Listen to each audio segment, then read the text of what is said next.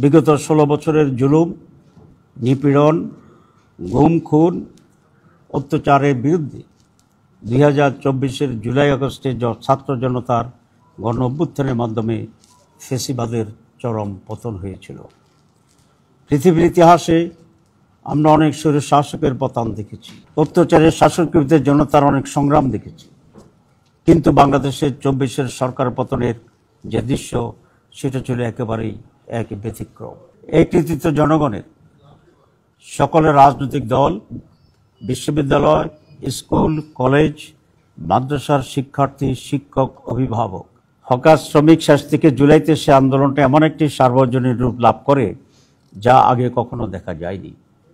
বাংলাদেশে আর যেন ফ্যাসিবাদ ফিরে না আসে, আবার যেন সেই দুঃশাসন ফিরে আসতে না পারে, দেশে একটি ইনসাফপূর্ণ বৈষম্য দুর্নীতিত সমাজ কায়েম হবে, এই আকাঙ্ক্ষা ছিল সর্বস্তরের জনগণের। গণতান্ত্রিক শাসন ব্যবস্থা পুনঃপ্রতিষ্ঠা, সভা সমাবেশ করার অধিকার, বাক স্বাধীনতা, ভোটাধিকার নিশ্চিত হওয়ার অভিপ্রায় ব্যক্ত করে আপামর জনসাধারণ। সেই প্রত্যাশাকে সামনে রেখেই জনগণ বর্তমান অন্তর্বর্তী সরকারকে দায়িত্ব দিয়েছিল। জুলাই আন্দোলন সংগ্রামের ঘটনাকে ধারণ করে জুলাই ঘোষণাপত্র ও জুলাই সনদের দাবি ছিল সর্বমহলের। এ নিয়ে জাতীয় ঐকমত্য কমিশন রাজনৈতিক দলগুলোর সাথে দীর্ঘ সংলাপ করেছে। প্রিয় সাংবাদিক বন্ধুগণ, অন্তর্বর্তী সরকারের প্রধান উপদেষ্টা জাতীয় সংসদের দক্ষিণ প্লাজায় গতকাল 5 আগস্ট এক অনুষ্ঠানের মাধ্যমে 28 দফার জুলাই ঘোষণাপত্র পাঠ করেন। মাননীয় প্রধান উপদেষ্টার এই ঘোষণাপত্র ছিল একটি অপূর্ণাঙ্গ বিবৃতির মতো। এতে গণমানুষের প্রত্যাশার পরিপূর্ণ প্রতিফলন ঘটেনি। ঘোষণাপত্রে দীর্ঘ লড়াই সংগ্রামের কথা বলা হলেও 1947 সালের আজাদিকে উপেক্ষা করা হয়েছে। এতে পিলখানা হত্যাকাণ্ড, শাপলা হত্যাকাণ্ড, 28 অক্টোবরের হত্যাকাণ্ডের উল্লেখ নেই। জুলাই গণ অভ্যুত্থানের আলেম ওলামা, মাদ্রাসা শিক্ষক ও ছাত্র, প্রবাসী ও অনলাইন অ্যাক্টিভিস্টদের ভূমিকার কথা উল্লেখ নেই, যা ইতিহাসের প্রতি অবিচার ও অবহেলা ছাড়া আর কিছু নয়। জুলাই অভ্যুত্থানের টার্নিং পয়েন্ট ছিল 9 দফা, যা পরবর্তীতে 1 দফায় রূপান্তরিত হয়েছিল। সেই বিষয়টিও ঘোষণাপত্রে এড়িয়ে যাওয়া হয়েছে। প্রিয় সাংবাদিক বন্ধুগণ, জুলাই গণ অভ্যুত্থানের প্রধান আকাঙ্ক্ষা ছিল রাষ্ট্র সংস্কার। এই জন্য 6টি কমিশন গঠন, মৌলিকভাবে ঐকমত্যের মাধ্যমে জুলাই সনদ প্রণয়নের সিদ্ধান্ত হয়েছে। অথচ প্রধান উপদেষ্টা কর্তৃক গঠিত জুলাই ঘোষণাপত্রে তার কোনো উল্লেখ নেই। ঘোষণা কখন কিভাবে কার্যকর হবে তা উল্লেখ না করে ঘোষণাকে কিছুটা হলেও গুরুত্বহীন করে ফেলা হয়েছে। পরবর্তী সরকারের হাতে বাস্তবায়নের দায়িত্ব দেওয়ায় হাজার হাজার মানুষের আত্মত্যাগ, রক্তের বিনিময়ে অর্জিত জুলাই চেতনা ও আশাকাঙ্ক্ষা ভুলুণ্ঠিত হয়েছে। বাংলাদেশ জামাত ইসলামী গণ অভ্যুত্থান পরবর্তী সময় থেকে দেশে গণতান্ত্রিক শাসন ব্যবস্থা ফিরিয়ে আনা ও ইনসাফ ভিত্তিক দুর্নীতিমুক্ত সমাজ গঠনের লক্ষ্যে সংস্কার, গণহত্যার বিচার ও সুষ্ঠু নির্বাচনের দাবি জানিয়ে আসছে। সরকারের প্রধান উপদেষ্টাগত নির্বাচনের যে টাইমলাইন ছিল, জামাত শর্ত সাপেক্ষে এটাকে সমর্থন দিয়ে আসছে শুরু থেকেই। আপনারা জানেন, আমাদের মাননীয় আমির জামাত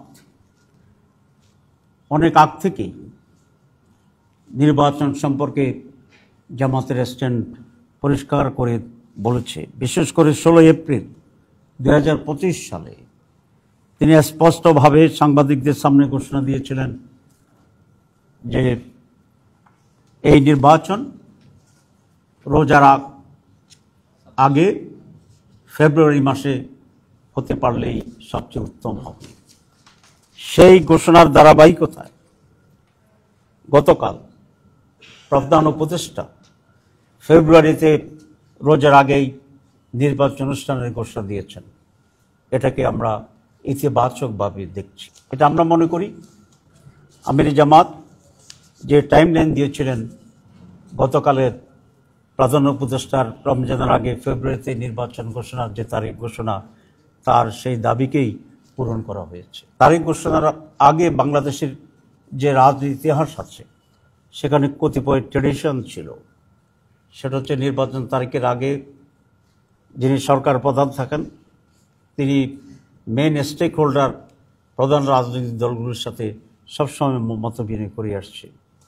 এমনকি নির্বাচন কমিশনও বিভিন্ন গুরুত্বপূর্ণ রাজনৈতিক দলগুলোর সাথে নির্বাচন সম্পর্কে আলাপ আলোচনা করার এই ট্রেডিশন ছিল। আমরা আশা করি নির্বাচন কমিশন সেই ট্রেডিশন পূরণ করে রাজনৈতিক দলগুলোর সাথে আলোচনা করবেন, কিন্তু প্রধান উপদেষ্টা এই ঐতিহ্যকে ব্যত্যয় ঘটিয়ে কোনো বড় রাজনৈতিক দলগুলোর সাথে আলাপ আলোচনা না করে একতরফাভাবে এই ঘোষণা দিয়েছিলেন। এটা খুবই ভালো হতো তিনি রাজনৈতিক দলগুলোর সাথে আলাপ করে একটা কনফিডেন্স এনে যদি এই ঘোষণাটি দিতে পারতেন। প্রিয় সাংবাদিক বন্ধুগণ, জামাত ইসলামী একটি নির্বাচনমুখী দল। অতীতের সকল গ্রহণযোগ্য নির্বাচনে জামাত ইসলামের অংশগ্রহণ ও প্রতিনিধিত্ব ছিল, সংসদের প্রতিনিধিত্বও ছিল। সাদেশে জামাত ইসলামী নির্বাচনের প্রস্তুতি চলছে। আমরা লক্ষ্য করছি নির্বাচনের উপযুক্ত যে পরিবেশ থাকার কথা ছিল, তা সরকার এখনও নিশ্চিত করতে পারেনি। এজন্য প্রধান উপদেষ্টা ঘোষিত টাইমলাইন অনুযায়ী অবাধ, সুষ্ঠু, নিরপেক্ষ ও গ্রহণযোগ্য নির্বাচন করার জন্যই জুলাই সনদের ভিত্তিতে আগামী নির্বাচনের ব্যবস্থা গ্রহণ করতে হবে। এ লক্ষ্যে জাতীয় ঐকমত্য কমিশন যে জুলাই সনদ প্রণয়নের প্রস্তুতি নিচ্ছে, বর্তমান অন্তর্বর্তী সরকারকে তার আইনি ভিত্তি দিতে হবে এবং এই সনদের ভিত্তিতেই আগামী নির্বাচন অনুষ্ঠান করতে হবে, অনুষ্ঠিত হইতে হবে। অতীতেও এই ধরনের সিদ্ধান্তের অনেক দৃষ্টান্ত বাংলাদেশে আছে, দেশের বাইরে তো আছে। যেমন আপনারা জানেন 1970 নির্বাচনের আগে 1969 সালের গণঅভ্যুত্থানের পর লিগ্যাল ফ্রেমওয়ার্কের ভিত্তিতে 70 নির্বাচন পরিচালনা করা হয়েছিল। সেই নির্বাচনে নির্বাচিত সংসদ সদস্যদের নিয়ে গঠিত গণপরিষদে 1972 সালের সংবিধান অনুমোদন করা হয়েছে। স্বাধীনতা ঘোষণাপত্রের মাধ্যমে 10 মাস মুজিবনগর সরকারের মুক্তিযুদ্ধ পরিচালনা এবং স্বাধীনতার পরবর্তী সরকার গঠনের পূর্ব পর্যন্ত 75-এর পট পরিবর্তনের পর এবং প্রেসিডেন্ট জিয়াউর রহমান প্রধান সামরিক আইন প্রশাসক হিসেবে দায়িত্বভার গ্রহণ, দেশ পরিচালনা, দল গঠন, সামরিক প্রশাসক থেকে প্রেসিডেন্টের দায়িত্ব গ্রহণ সহ 75 থেকে 79 সাল পর্যন্ত শাসনকালের গণভোট, অধ্যাদেশ জারি এবং এই অধ্যাদেশের মাধ্যমে ক্ষমতা আরোহণ ও দেশ পরিচালনার মতো বৈধতা দিয়েছিল, যা পরবর্তী সংসদ সেটা অনুমোদন করে। আপনি এটা জানেন যে একটা হানা ভোট হয়েছিল জিয়াউর রহমানের সময়, যেখানে 90-র বেশি ভোট কাস্ট হয়েছিল। এরপরে 1990-এর গণঅভ্যুত্থানের পর 3 জোটের রূপরেখার ভিত্তিতে বিচারপতি শাহাবুদ্দিনের তত্ত্বাবধায়ক সরকারের অধীনে একটি সুষ্ঠু নিরপেক্ষ নির্বাচন অনুষ্ঠিত হলেও তার আইনি ভিত্তি না থাকায় এই রূপরেখার অন্যান্য বিষয়গুলো পরবর্তীতে বাস্তবায়ন হয়নি। সুতরাং এটা খুব স্পষ্ট যে অতীতের এ সমস্ত নজিরের পর জুলাই জাতীয় ঘোষণাপত্রের আইনি ভিত্তি দিতে কোনো ধরনের আইনগত বাধা নেই এবং এটা সহজ করে এটাকে আইনি ভিত্তি দেওয়া সম্ভব। এবং আমি আবার রিপিট করতে চাই যে নির্বাচনের সম্ভাব্য তারিখ বা মাস ঘোষণা করা হয়েছে, সেই নির্বাচনটি এই জুলাই সনদের ভিত্তিতেই হতে হবে। এটা পুরো জাতির এবং সরকারের কমিটমেন্টও আছে। সরকার বলেছে যে কমিশন, তারা রিফর্মস কমিশন করেছে রিফর্ম করার জন্য এবং সেই রিফর্মের ভিত্তিতে নির্বাচন হবে। এটা জাতির প্রতি আজকের প্রধান উপদেষ্টার কমিটমেন্ট ছিল, আপনারা জানেন। সুতরাং এই দাবিকে আমরা আবার রিটার্ট করতে চাই, গুরুত্ব দিয়ে বলতে চাই যে আগামী নির্বাচন জুলাই সনদের ভিত্তিতেই হতে হবে। প্রিয় সাংবাদিক বন্ধুগণ, আমাদের আকাঙ্ক্ষা আসন্ন জাতীয় নির্বাচনের তফসিল ঘোষণার পূর্বেই জুলাই জাতীয় সনদ প্রণয়ন দ্রুত সম্পন্ন করে অধ্যাদেশ, এলএফও, লিগ্যাল ফ্রেমওয়ার্ক অথবা গণভোটের মাধ্যমে আইনি ভিত্তি প্রদান করে অন্তর্বর্তী সরকারের সংস্কার কার্যক্রম পূর্ণতা পাবে, এবং এটা যদি না হয় তাহলে অন্তর্বর্তী সরকারের কার্যক্রম বিফলে যাবে। তাই সুষ্ঠু, নিরপেক্ষ ও গ্রহণযোগ্য নির্বাচনের লক্ষ্যে রাজনৈতিক দলগুলোর জন্য লেভেল প্লেয়িং ফিল্ড তৈরি করতে হবে। এর সাথে সংশ্লিষ্ট সকল বাহিনী ও সংস্থাকে কার্যকর ভূমিকা নিশ্চিত করতে হবে। সরকার ও প্রশাসনের মধ্যে স্বৈরাচারের দোষরদের মুক্ত করতে হবে। নির্বাচন কমিশন সহ প্রশাসনের সকল স্তরে নিরপেক্ষতা নিশ্চিত করতে হবে। প্রিয় সাংবাদিক বন্ধুগণ, বাংলাদেশের আপামর জনসাধারণ জুলাই জাতীয় ঘোষণাপত্রকে কেন্দ্র করে যে প্রত্যাশা নিয়ে অপেক্ষা করেছিল তা পূরণ না হয় জনগণের মাঝে দেশের ভবিষ্যৎ নিয়ে উদ্বেগ ও উৎকণ্ঠা তৈরি হয়েছে। শহীদ ও আহতদের পরিবার সহ জুলাই যোদ্ধাদের মাঝে নতুনভাবে উৎকণ্ঠা পরিলক্ষিত হচ্ছে। ঐকমত্য কমিশনের মাধ্যমে জুলাই জাতীয় সনদ প্রণয়ন ও বাস্তবায়নের রূপরেখা কী হবে তা জাতির কাছে অস্পষ্ট। এমত অবস্থায় আমরা সরকারের প্রতি আহ্বান জানাই, অনতিবিলম্বে জুলাই ঘোষণাপত্রে উপরে উল্লিখিত জন আকাঙ্ক্ষার অপরিহার্য বিষয়গুলো অন্তর্ভুক্ত করা হোক। সে সাথে আরও দাবি জানাতে চাই, বাংলাদেশের অতীতের দৃষ্টান্ত অনুসরণ করে অবিলম্বে জুলাই জাতীয় সনদের প্রণয়নের কাজ সুসম্পন্ন করে বর্তমান সরকারকে তা বাস্তবায়ন করতে হবে এবং এই সনদের ভিত্তিতে অবাধ, সুষ্ঠু ও গ্রহণযোগ্য নির্বাচনের ব্যবস্থা করতে হবে। আমরা জুলাই ঘোষণাপত্রের ব্যাপারে আমরা বলেছি যে এটাকে আইনি ভিত্তি দিতে হবে এবং সংবিধানের যে প্রিএম্বল আছে এটাকে প্রিএম্বলে অন্তর্ভুক্ত করতে হবে। আমরা বলেছি যে নির্বাচনের যে তারিখ ঘোষণা হয়েছে এটা আমাদের আমিরে জামাতের যে টাইমলাইন বলেছিল সেটাকে এটা স্যাটিসফাই করে এবং আমরা এই নির্বাচনকে ইতিবাচকভাবে দেখি। কিন্তু নির্বাচনের আগে আমরা যে কয়েকটি দাবি দিয়েছি এই দাবিগুলো পূরণ হওয়া অপরিহার্য। সুতরাং এখন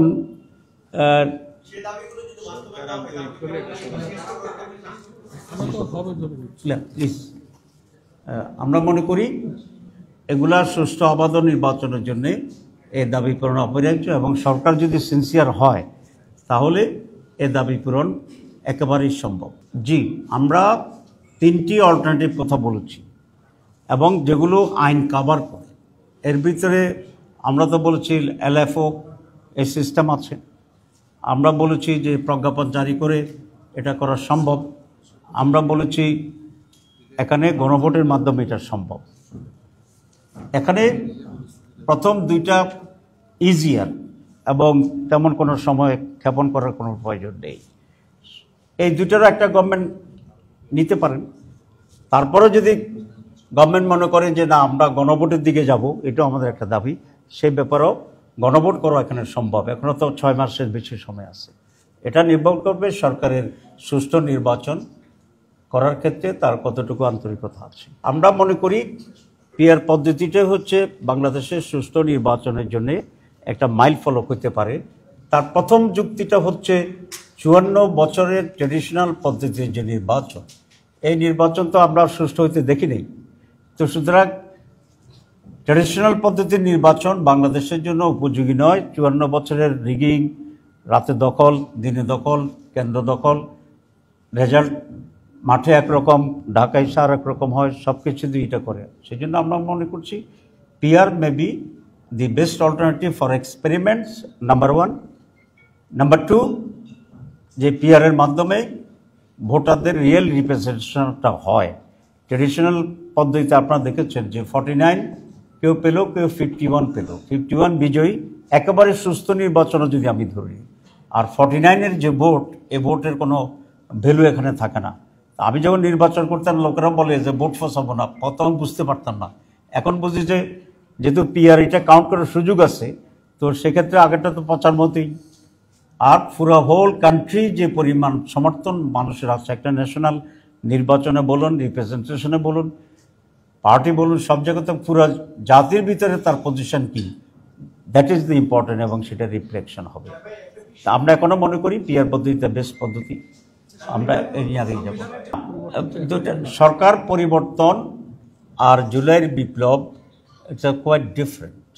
কারণ হচ্ছে 71 সাল যেমন একটা ডিফারেন্ট ইস্যু, জাতির স্বাধীনতার ইস্যু ছিল। 47 সাল যেমন একটা ডিফারেন্ট ছিল, আমাদের জাতিসত্তার বিকাশের যে একটা সুযোগ ছিল। জুলাই এপ্রিল বিষয়টা কিন্তু প্রায় তার কাছাকাছি, আমি ইকুয়াল বলতে চাই না, কিন্তু এটাও জাতির জন্য অত্যন্ত গুরুত্বপূর্ণ। তো সেই জন্য আমরা এই দাবি করছি। কিন্তু সব সরকার পরিবর্তন হইলেই কোনো ঘটনাকে উঠে দিলে সেটা তো একরকম না। আমরা তারা কেন সেই কথাটি আবার বলে সেটা জবাবটা তারাই দিক, এ ব্যাপারে আমাদের দিতে কোনো ক্লারিফিকেশন নাই। না, আমরা আমাদের দাবি নিয়ে আন্দোলন করব, তারপরে পরিস্থিতি কি হয় কখন সেটা পরের বিষয়। আমরা মনে করি যে আইন শৃঙ্খলা পরিস্থিতি বর্তমানে যেটা বিরাজমান, সেটা মাধ্যমে একটু সুষ্ঠু অবাধ নির্বাচন করা খুবই ডিফিকাল্ট হবে। সেই জন্যই এখানে আমাদের পরিস্থিতির উন্নতি করা দরকার এবং যা যা পদক্ষেপ নেওয়া দরকার সবগুলি নিতে হবে। আমরা কিছুটা ইঙ্গিত এখানে দিয়েছি।